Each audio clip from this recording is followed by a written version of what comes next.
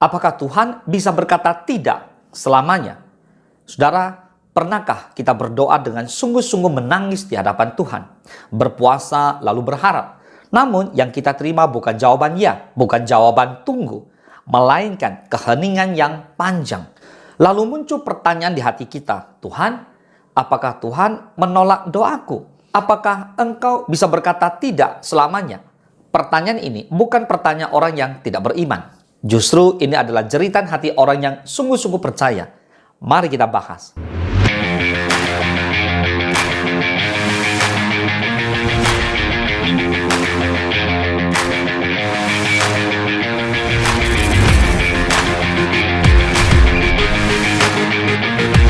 Saudara, Tuhan memang bisa berkata tidak dan itu alkitabiah. Ini yang pertama. Seringkali kita diajarkan bahwa iman yang besar akan selalu menghasilkan jawaban iya.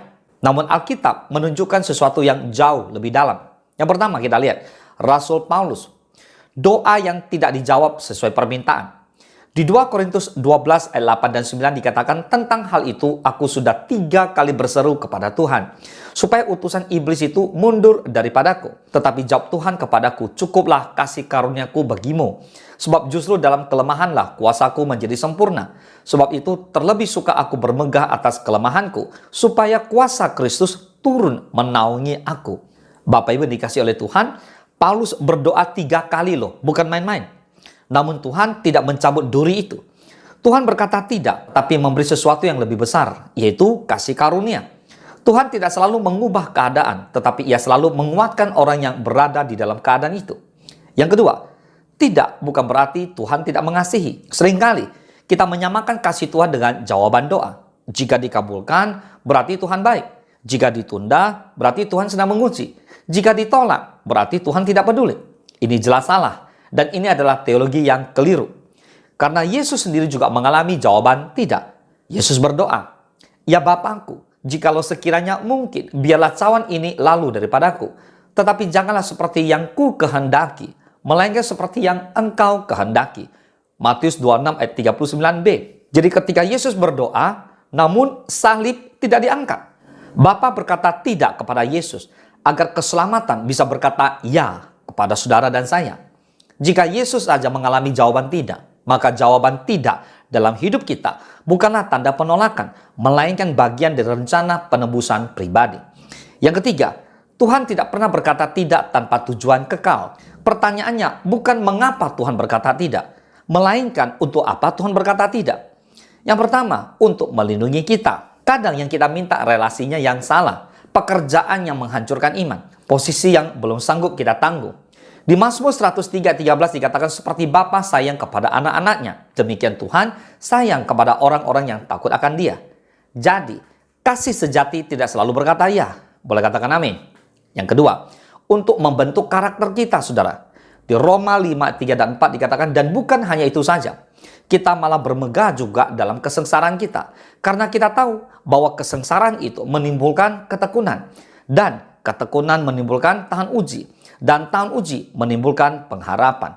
So, penderitaan itu menimbulkan ketekunan. Dan ketekunan menimbulkan tahan uji. Boleh katakan amin. Lalu yang ketiga adalah untuk menyatakan kemuliaan yang lebih besar. Di Yohanes 11:4 dikatakan ketika Yesus mendengar kabar itu, ia berkata penyakit itu tidak akan membawa kematian. Tetapi akan menyatakan kemuliaan Allah. Sebab oleh penyakit itu, anak Allah akan dimuliakan. Saudara, Lazarus mati. Tuhan sepertinya kok terlambat. Namun kemuliaan Allah lebih besar dari sekedar kesembuhan cepat itu. Amin. Yang keempat, apakah Tuhan bisa berkata tidak selamanya? Jawabannya, ya jelas tidak. Jika itu bertentangan dengan janji-janji Tuhan. Tuhan mungkin berkata tidak pada cara kita, pada waktu kita, pada keinginan kita. Namun Tuhan tidak pernah berkata tidak pada keselamatan, kasih setia, pemeliharaan, dan janji kekalnya. Makanya di 2 Korintus 1 ayat 20 dikatakan, sebab Kristus adalah ya bagi semua janji Allah. Itulah sebabnya oleh Dia kita mengatakan amin untuk memuliakan Allah. So, jawaban doa bisa tidak, tetapi janji Tuhan tidak pernah batal. Amin. Yang kelima, sikap yang benar saat Tuhan berkata tidak. Yang pertama, tetap percaya, bukan menghakimi Tuhan. Iman yang sejati bukan percaya karena hasil, tetapi percaya meski hasilnya tidak sesuai harapan. Yang kedua, tetap setia, bukan menjauh. Nah, ini satu sikap yang bagus ya.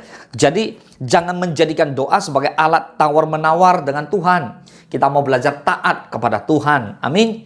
Yang ketiga, tetap rendah hati, bukan memaksa. Bukan kehendakmu yang jadi, kata Tuhan, melainkan kehendakmu yang jadi. Saudara, doa yang dewasa tidak berkata, Tuhan, ikuti rencanaku. Tetapi yang benar adalah, Tuhan, ajari aku untuk mengikuti rencanamu. Amin.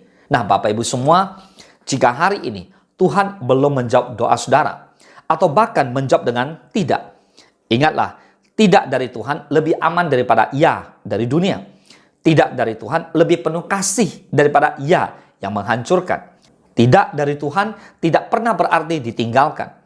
Tuhan tidak selalu mengabulkan apa yang kita minta, tetapi Tuhan selalu memberikan apa yang kita perlukan. Boleh katakan amin. Tuhan Yesus memberkati.